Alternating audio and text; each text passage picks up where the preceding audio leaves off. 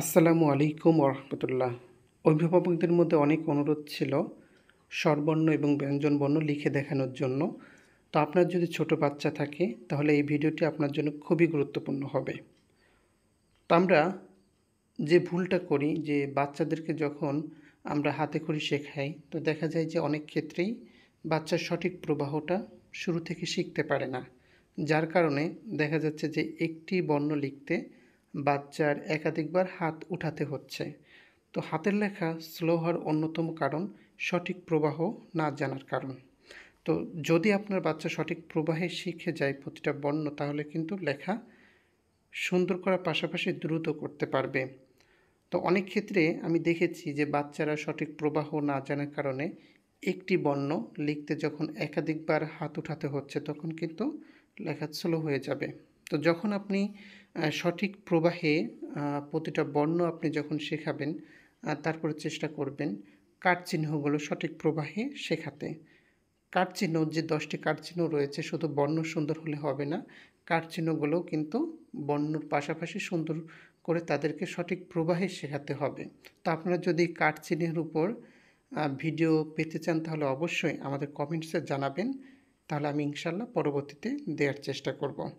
তো যখন আপনার কাঠচিহ্নগুলো যখন শেষ হবে শেখানো, তারপর আপনি বাংলা ফলা যে ফলাগুলো রয়েছে, এই ফলাগুলো একটু শেখাতে পারেন তাদেরকে। যদি খুব বেশি কঠিন হয় তাহলে স্কিপ করতে পারেন।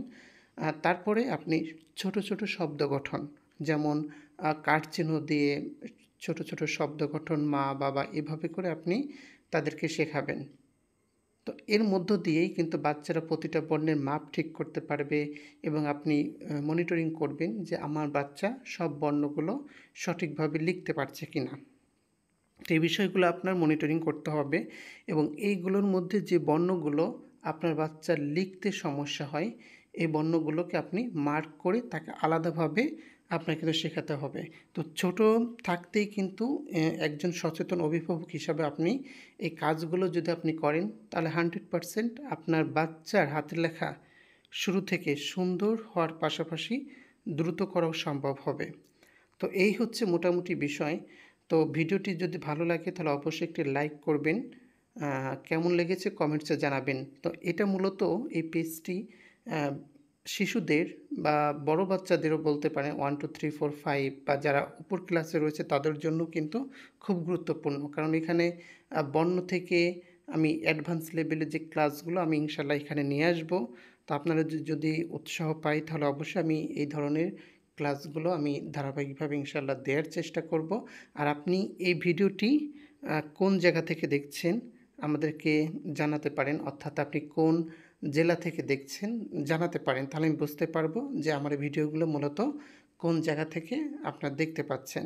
আর ভিডিওটি ভালো লাগলে এটা শেয়ার করতে পারেন। শেয়ার করলে কি হবে, যখন আপনি শেয়ার করে দেবেন তখন এটা আপনার টাইম লাইনে থাকবে। আপনি চাইলে এখান থেকে কিন্তু আপনার বাচ্চাকে শেখাতে পারেন। তা ধন্যবাদ আবারও।